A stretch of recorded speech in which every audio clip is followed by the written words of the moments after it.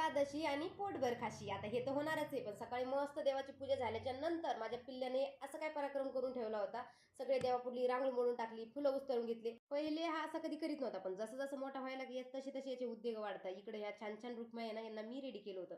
आज माझी तब्येत बरी नव्हती म्हणून मी छानपैकी झोपून घेतलं होतं, पण ह्या माझ्या डोक्यापाशी येऊन माझं एवढं डोकं खाल्लं की यांना मला रेडी करून द्यावंच लागलं. तशा तर यांच्या नववाऱ्या दोघीच्या रेडीमेड होत्या म्हणून जास्त काही टेन्शन नव्हतं. एक जणीला नेसवायची होती, तिला नेसून दिली. आता यांच्या रेडीमेड जरी नऊवारी असते तरी पिना लावा, हे करा ते करा, त्याच्यामध्ये भरपूर माझा वेळ गेला. त्यानंतर मी दोघींचा पटापट मेकअप करून दिला. पिऊचा करून घेतला, श्राद्धाचा करायला घेतला, पण तेवढ्यात माझं पिल्लू. आता मी जर तयारी करायला प्रोडक्ट माझे बाहेर काढले का हा सत्यानाश केल्याशिवाय राहत नाही.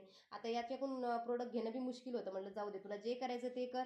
मी इकडं पोरींना पटापट छानपैकी रेडी करून दिलं. हिची ना केस एकदम भारी होता, त्याच्यामुळे हिच्या केसाची हेअरस्टाईल एकदम छान आली होती. आता यांची तयारी झाली, पण फोटो सुद्धा माझ्याकडूनच काढून घ्यायचे होते म्हणून यांचे पटापट मी फोटो काढून दिले. याच्यामध्ये माझा भरपूर वेळ गेला होता. त्यानंतर मी पटकन स्वयंपाकाला लागले. तर सकाळचा साबुदाणा होता थोडासा, तर म्हटलं चला त्याचे वडे करून घेऊ.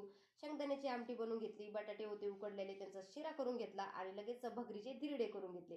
असं असं करता करता भरपूर माझं फराळाचं झालं. पहिले मी घरातल्या पांडुरंगाला निवेद्य दिला आणि त्यानंतर माझ्या पांडुरंगाला दिला आणि त्यानंतर मी बी घेतला. चला तर सर्वांना बाय. श्री स्वामी समर्थ.